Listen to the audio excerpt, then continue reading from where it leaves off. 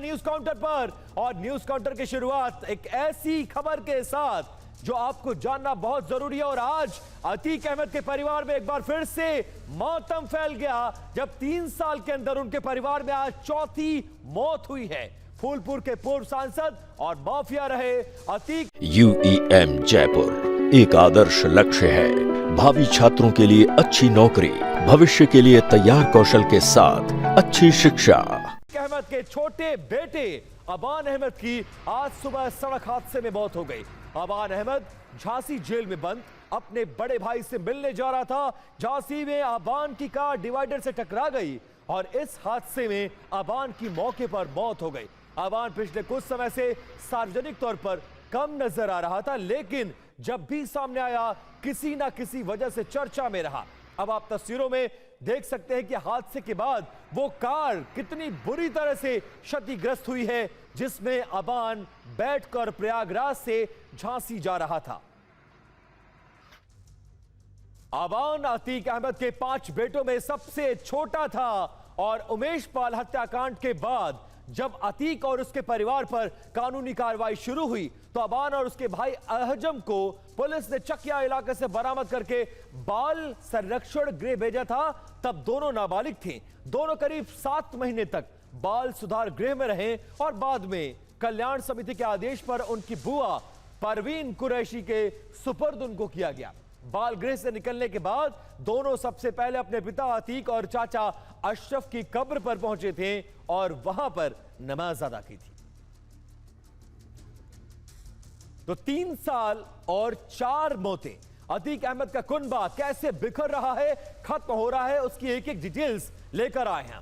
अतीक अहमद देखिए 13 अप्रैल 2023 को असद और अतीक की गोली मारकर कुछ बदमाशों ने हत्या कर दी थी। अतीक अहमद 15 अप्रैल 2023 पुलिस कस्टडी में उसकी हत्या हुई थी। अशरफ को 15 अप्रैल 2023 में पुलिस कस्टडी में उसकी हत्या कर दी गई। अबान अहमद 6 अगस्त 2026 को सड़क हादसे में उसकी मौत हुई थी।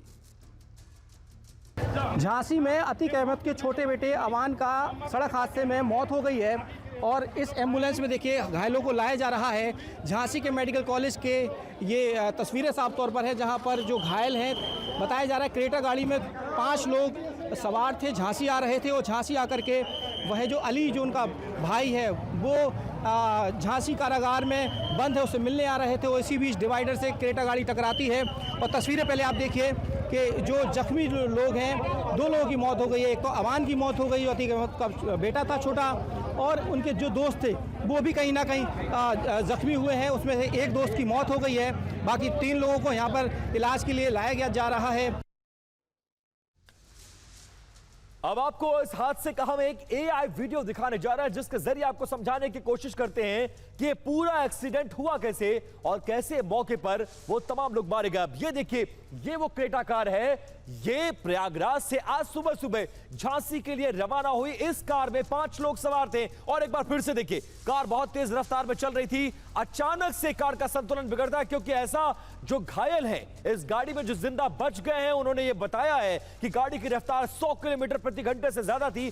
कहा यह जा रहा है कि ड्राइवर को नींद का झोंका आया और गाड़ी पर उसने अपना संतुलन खो दिया और उसके बाद गाड़ी की हालत इतनी ज्यादा बुरी कि आगे की सीट पर बैठे दोनों लोग मारे गए। मौके पर अबान समेत 2 लोगों की मौत हो गई है और बाकायदा इस पूरे मामले में अब 3 लोग घायल भी बताए जा रहे हैं।